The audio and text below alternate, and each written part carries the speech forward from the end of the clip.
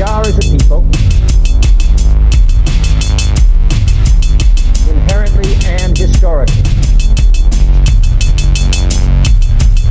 opposed to secret society, opposed to secret oaths, opposed to secret proceedings, secret proceedings. No official of my administration, whether his rank is high or low, should interpret my words here tonight as an excuse to censor the news, to stifle dissent, to cover up our mistakes, or to withhold from the press and the public the facts they deserve to know.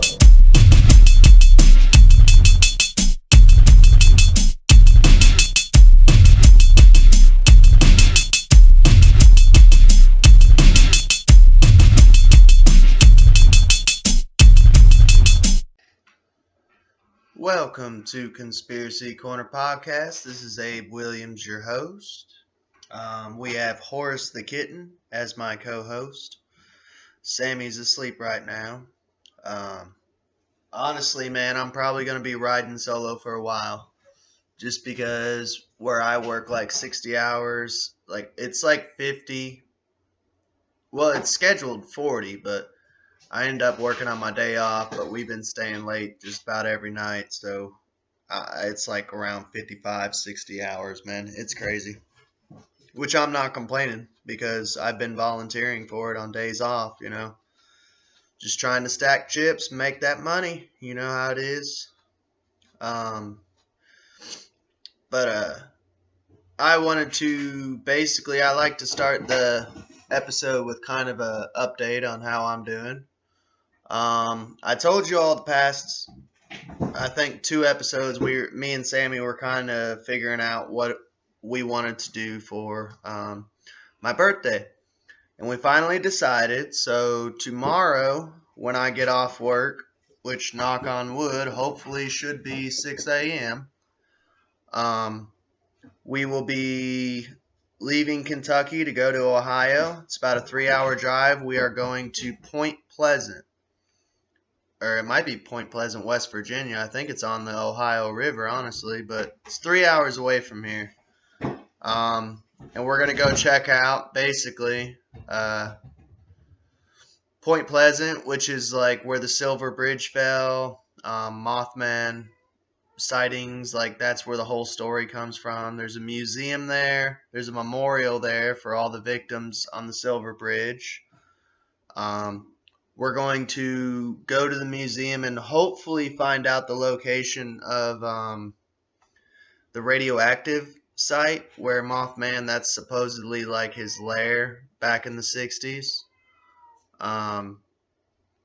So yeah, it'll be fun. They got like a little cafe. They make Mothman donuts. There's a big Mothman statue in the square. So I don't know. I don't really do much, you know, like Sammy, since I've been with her, man, she's treated me well, like my past 2 birthdays, you know. One of my birthdays, she took me to a Yellow Wolf concert.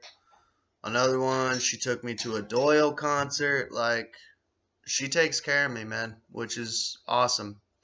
My first wife, man, she didn't do shit. She didn't care, but Sammy's a good woman. I got lucky, you know. But let me roll out where you can find us. I don't know where you're listening to us from, but you can find us on YouTube. The main channel name is Abe Williams. The profile picture is a dream catcher. You can find us on Breaker. You can find us on Google Podcast. You can find us on Radio Public. You can find us on Spotify, and you can find us on BitChute. So, check us out wherever is easiest for you. If you do find us on YouTube, even if you don't even use YouTube, you can always just log in, subscribe to the channel, and you don't even have to hit the bell. That subscription matters no matter what. but I appreciate it either way. If you are on YouTube and you like this podcast and you like to listen to us, if you would like to give us a couple pennies here and there, we don't get paid a lot. I don't do it for the money. But if you do, check out any of those other alternative sites that I just mentioned. And that way, if you like to listen to us, if you would like to put a couple, a nickel in our pocket, you can, because that's all I'm getting paid for each episode is like a nickel an episode, So if you want to, well, actually less than that, but if you want to, give us a nickel here and there, it adds up, Maybe one day I can buy a cheeseburger or another microphone. We got one microphone right now, and we're trying to save up for another, so but that's about it. I have actually, my brother is doing a contest right now. Pardon. That's why you don't smoke, kids. My brother is doing a contest right now. His basically his artist name is .orbix. So I always put him in the credits, or I try to always remember to put him in the credits on each one of the podcast episodes. But it's .orbix, ORBIX.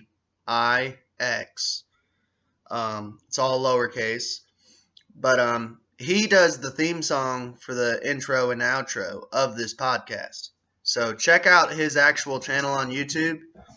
He also has another channel, Mechanical Digestion, which I'm not going to spell it out because I suck at spelling. But Mechanical Digestion. So go ahead, and if you're a fan of me, you can hook my brother up, and sub to his channel also, But he is doing a contest right now, and the contest is going for $100.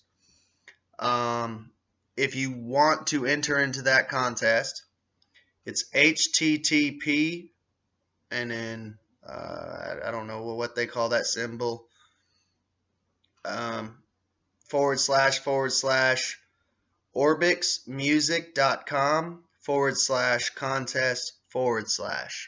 So, and I'll try to put the link on here whenever Sammy gets up. Maybe she can help me out with it. She's kind of the tech savvy one. But I will be doing that shout out to that contest until the contest is over, on every video that I put out. And honestly, I've been putting out a video every day since I've been off grounding from YouTube. So there you go. And I wanted to start a new segment. Not that this is a slower episode, but I feel more relaxed. Some episodes I feel a little more relaxed and just kind of chill and just kind of go with the flow. I do have a subject for this episode, which I hope you will enjoy very much. But I wanted to start a new segment.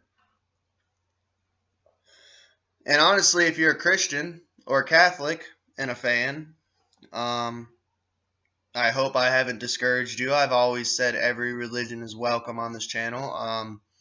Yes, it's Conspiracy Corner Podcast, but we delve into conspiracy theories, we delve into the paranormal, we delve into spirituality, which is something that I'm trying to get into more, I find it very difficult. I don't know if I have like a damaged frontal lobe or an underdeveloped frontal lobe. Whatever part of the brain controls spirituality, I think it's underdeveloped. But we have this book here, and I'm going to be selecting it at random for episodes that I'm just kind of more chill mode, It's called 365 Saints, and it's written by Wadeen Koenig Bricker. Your daily guide to the wisdom and wonder of their lives. So honestly, I'll do a little commercial for them. It's a spirituality book. Let the saints' lives guide and touch your life each day. And this is the description of it. The life of a saint is the life of an ordinary person lived well. And that's the life readers will discover in this delightful an often surprising collection of words and wisdoms from saints throughout the ages. A lovely and inspiring gift book. 365 Saints illuminates how the saints actually lived, detailing their hopes, fears, joys, and sorrows, as well as their lesser known idiosyncrasies and sayings, witty and wondrous, simple and sublime. 365 Saints offers a full year of meditations and practical suggestions for emulating the saints today. So here we go. What's today's date? Well, I don't know when you'll be hearing it, but this is the saint of today. And the lesson for today. Today's date is November 17th. So let me find November 17th. Yeah, I'm definitely going to have to find some music for this segment. Some like monk stuff, like, ooh. Kind of like how I have my breaking news segment with the breaking news music. All right. So today on November 17th, the saint today is Saint Elizabeth of Hungary. She was born in 1207 and she died on 1231. Many of the saints, both male and female, seem hardly to have been able to wait until their spouses died so they could get on with entering monasteries, founding religious orders, and doing saintly things. Saint Elizabeth of Hungary was not one of them. She was madly, passionately in love with her husband, Louis IV, the Landgrave of Thuringia. She would hold his hand at night while he slept, and when he died in the Crusades, she screamed and raved for days throughout the castle. There is no one way to be a saint. Many, like Francis of Assisi, espoused radical poverty and isolation as the surest road to heaven. Others, like Saint Elizabeth of Hungary, took a different approach. Instead of renouncing all the good things of the world, they reformed them. Saint Elizabeth, for instance, was always depleting the castle stores to give alms to the poor, but her husband, who loved her as much as she loved him, never seemed to mind. While it may be intriguing to read about saints who took their sanctity to extremes, most of us aren't interested in leaving everything and heading off to a monastery. Besides, there aren't many monasteries to join anymore. For most of us, holiness comes from living out our lives with the kind of lust for life that Saint Elizabeth of Hungary exhibited. We will find sanctity not amid sackcloth and ashes, but in the loving embrace of our spouse and the kisses of our children. Do I ever get the idea that holy is just another word for boring? I rejoice in life, love, and good times. Amen. All right. I hope you guys are still there.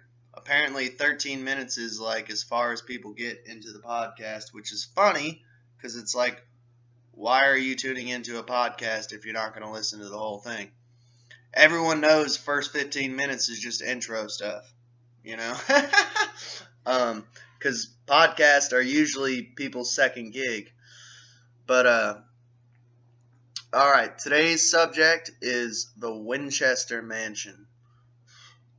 And I don't know, this got first brought to my attention, honestly, through a coworker who was really big into the paranormal. And I've always been really big into the paranormal, but I never really used the internet a lot. Honestly, I was kind of a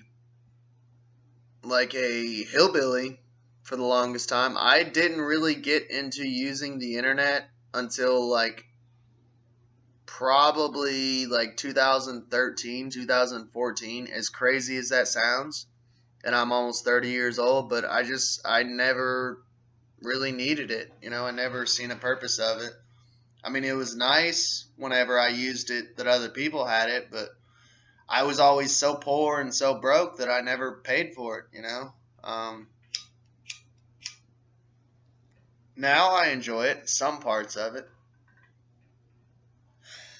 but I can live without it, honestly. But she had told me about this lady, the lady of the Winchester house, Miss Winchester, I believe. Um, but I don't know. It got popularized through the movie. And Sammy and me, as soon as I had heard the story, I fell in love with the story. And then come to find out, like, I think it was like 2 years ago they came out with a movie, and I'm like, oh my God, oh my God. And I don't get excited for movies much. The only movies that I really get excited and want to go see in theaters is like, that's when you know that I want to go see a movie, is when I'm literally like, as soon as that comes out in theaters, I want to go to the theater and see it.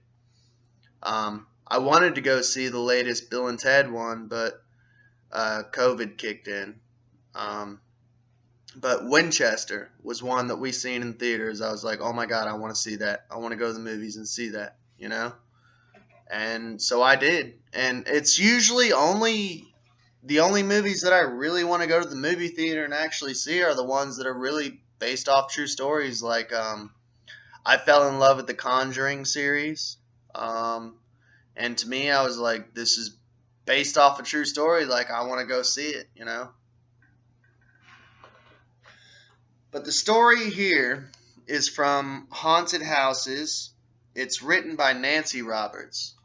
And the reason I like this story, yes, it is a fiction story, but it has like a nice introduction, which is historical, and the characters in the story are historical.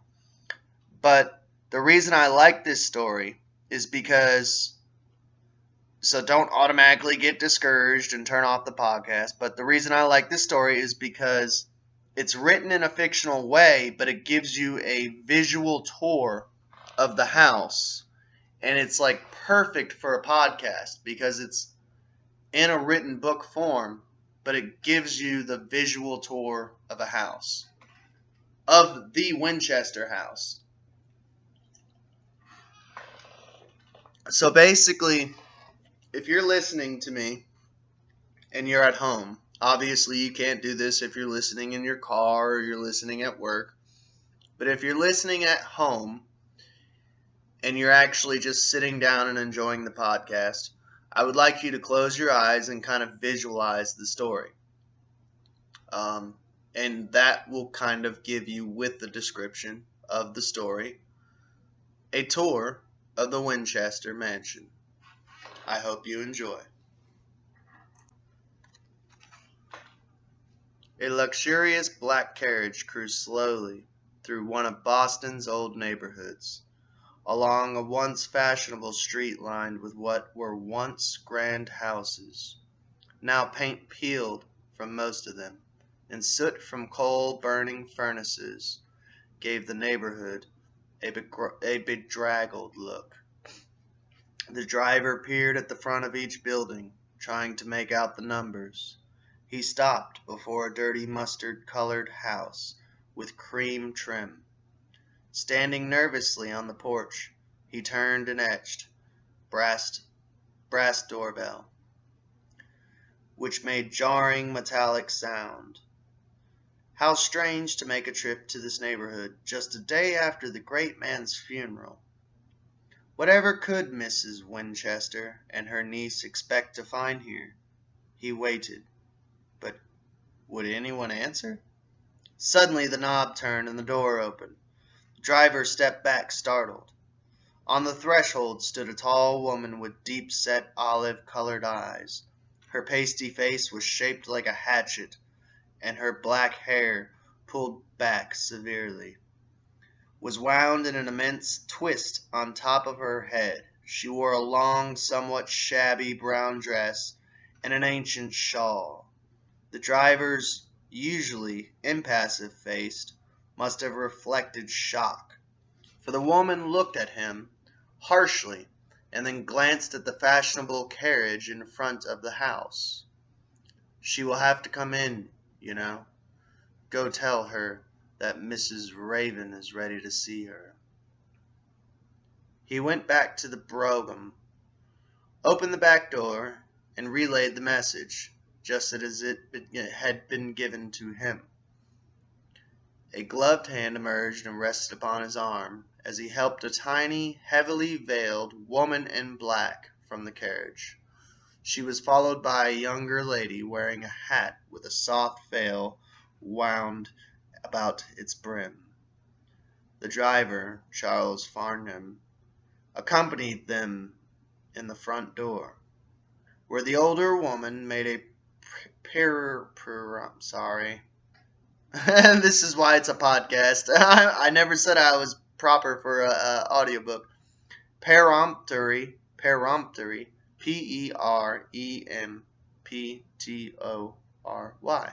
peremptory motion for him to return to the carriage.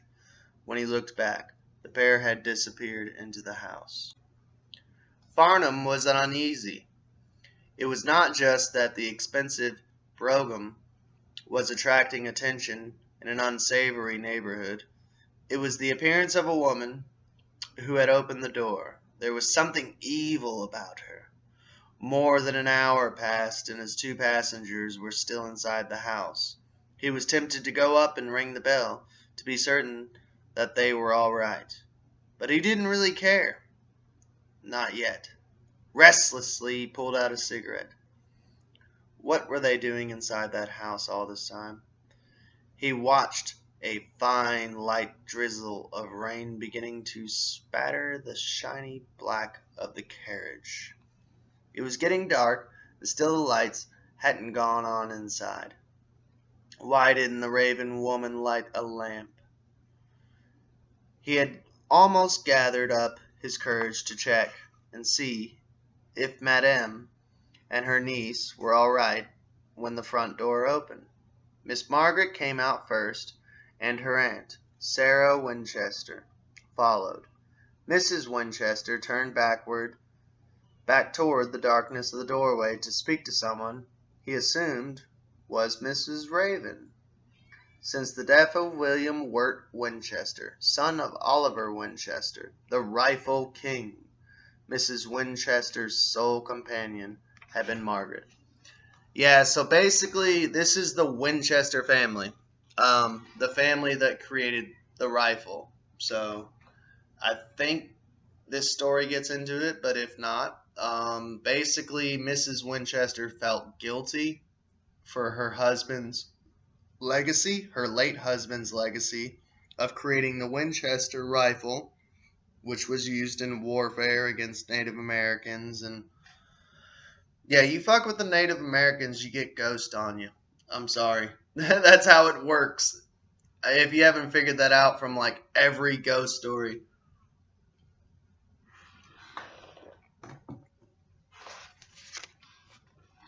This was the first of many trips Farnham was to make during the winter of 1884 from the Winchester Mansion at Hartford, Connecticut, to the shabby street in Boston. Sometimes Margaret would accompany her aunt. On other occasions, Sarah Pardee Winchester would go alone. She never seemed herself after a trip to the Witch's Palace, as Farnham had begun to call the mustard-colored house in his own mind. After the last visit, Mrs. Winchester appeared extremely frightened. She clutched Margaret's arms and talked hysterically. "Do you know what she says, Margaret? She says the money William left me has a curse on it." "Why would she say that?"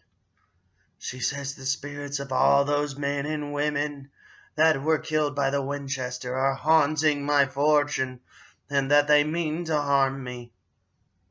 "But there were lots of people killed by that rifle," Margaret protested reasonably. "Soldiers, Indians." "Oh, don't say the word Indians," according to Mrs. Raven.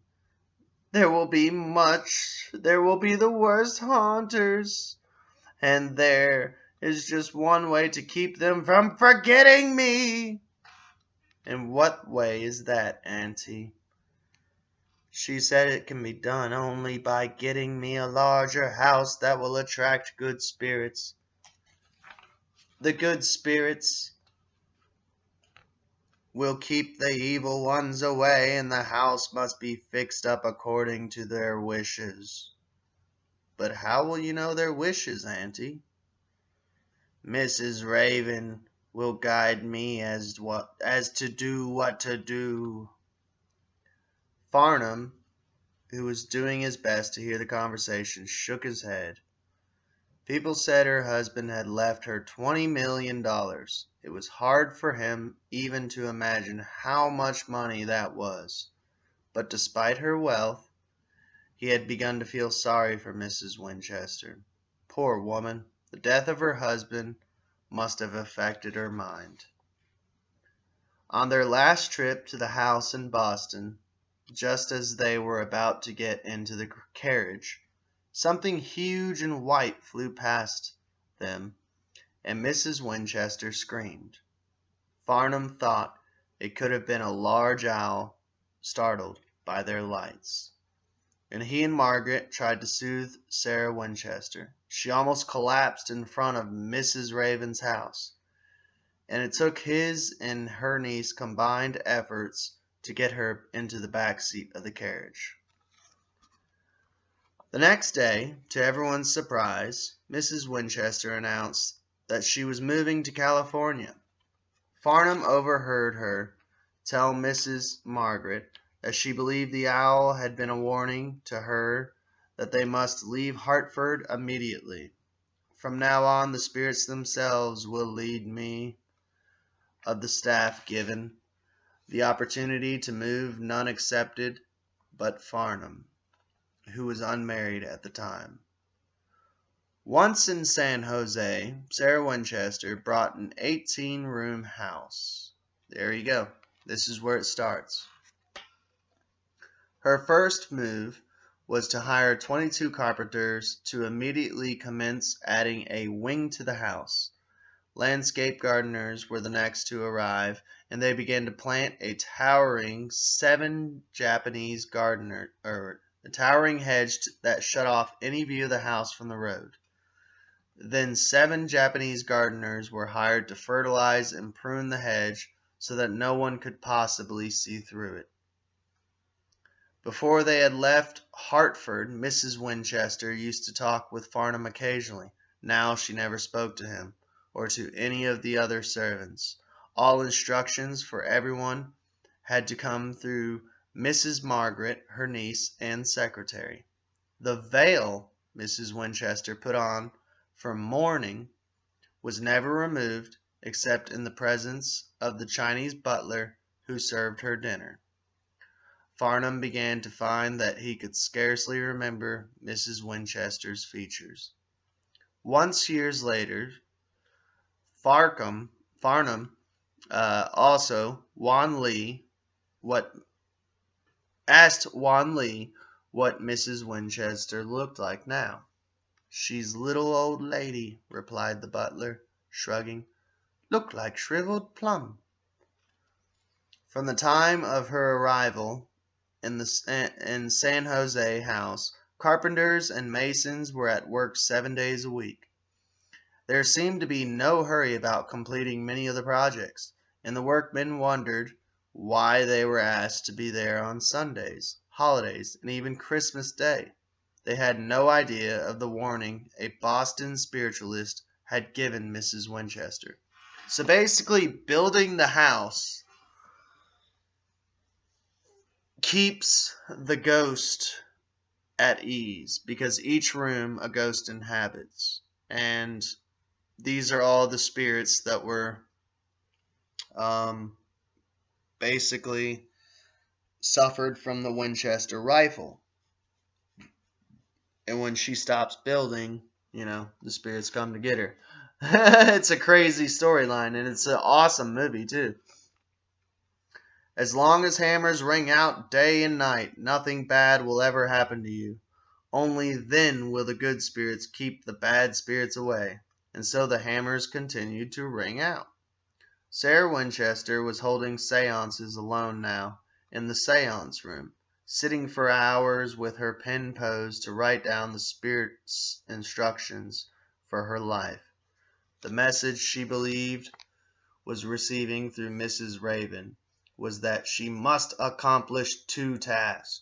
The first was to keep out low and depraved spirits who would try their utmost to harm her. The second was to please the good spirits, whom she would one day join when she moved on to the next world.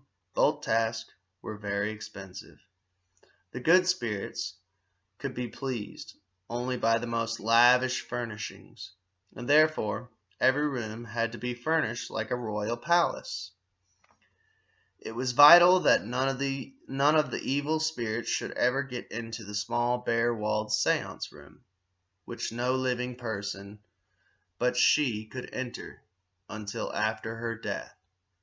If anyone did, they might contain a depraved spirit that could contaminate the room and prevent her from reaching heaven, quote unquote. Therefore, her way of getting to the seance room was a secret one through a labyrinth of passages and rooms, to elude the frustrated spirits and the evil spirits whom she believed sought to follow her.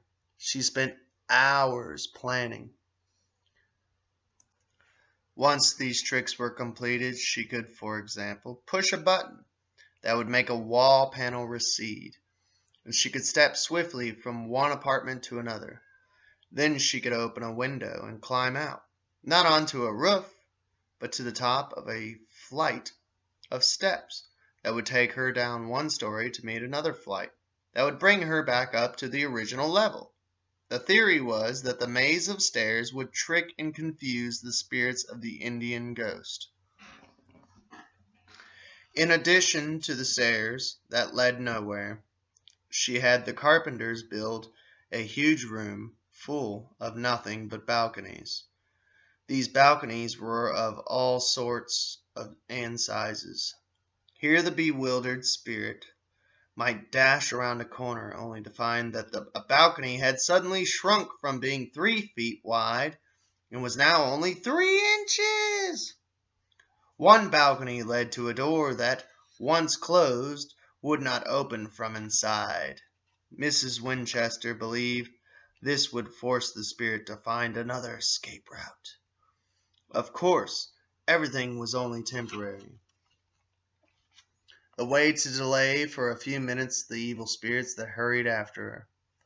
After at least half an hour of maneuvering to be certain that she had eluded her last ghostly pursuer, Mrs. Winchester would arrive at last in front of a piece of furniture resembling a large wardrobe with drawers in the bottom of it.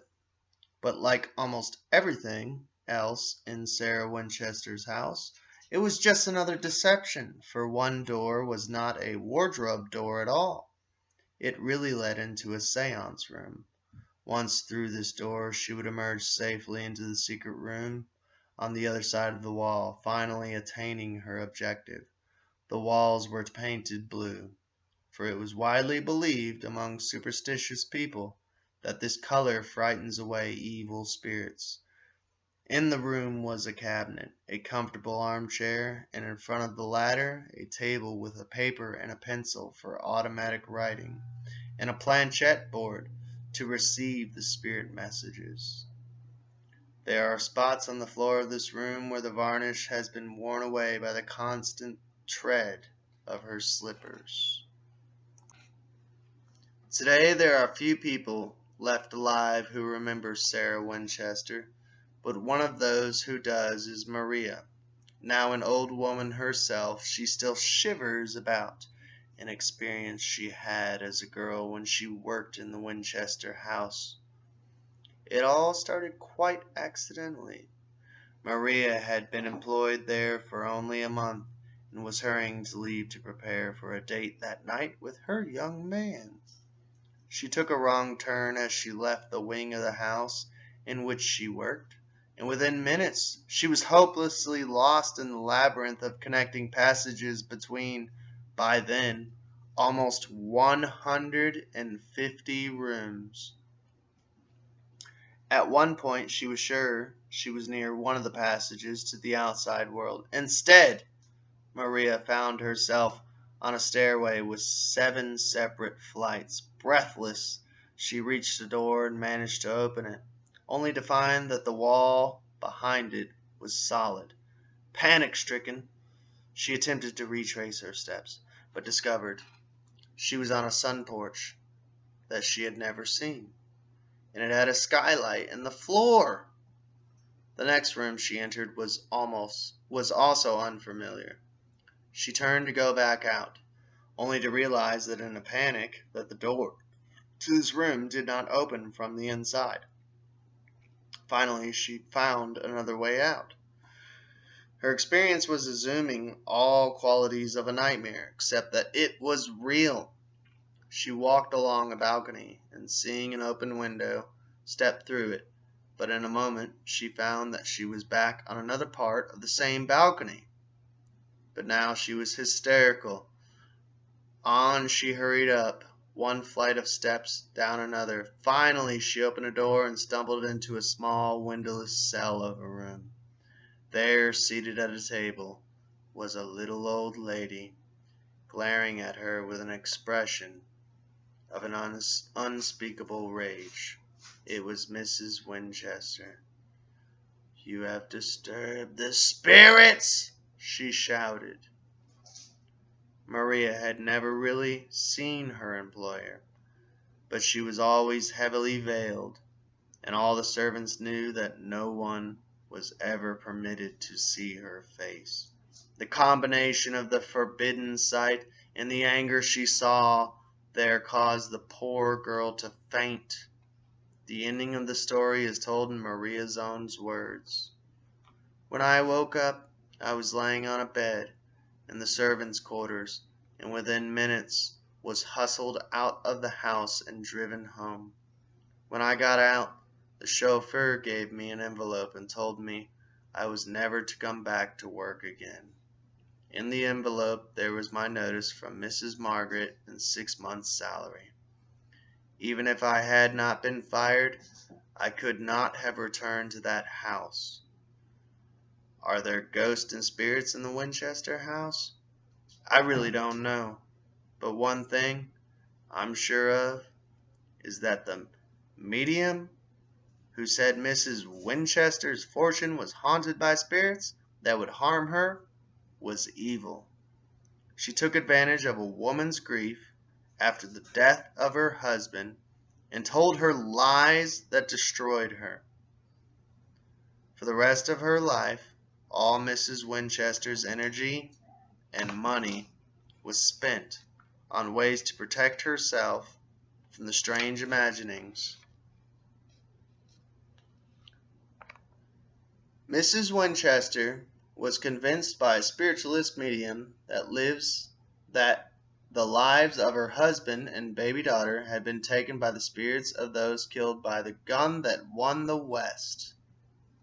She, too, would share the fate unless she never stopped building a mansion for the spirits. She would live only as long as she continued to build. She built for almost 38 years the lavish 160-room mansion with 47 fireplaces, 13 bathrooms, and endless spiritualistic symbols, sprawls over 6 acres, and is California historical landmark, located at 525 South Winchester Boulevard in San Jose. The house is open daily for tours except on Christmas Day. For more information, telephone 408-247-2101. That's 408-247-2101. Thank you all. I hope you all have a good day, and thank you all for staying tuned for this episode of Conspiracy Corner Podcast. Check out the film and let me know in the comments what you guys think about the movie. It's an awesome movie, I tell you, man. It's an awesome movie. Me and Sammy had a good time, you know. Y'all have a good day. God bless. We are, as a people, inherently and historically opposed to secret society, opposed to secret oaths, opposed to secret proceedings, secret proceedings. No official of my administration, whether his rank is high or low, should interpret my words here tonight as an excuse to censor the news, to stifle dissent, to cover up our mistakes, or to withhold from the press and the public the facts they deserve to know.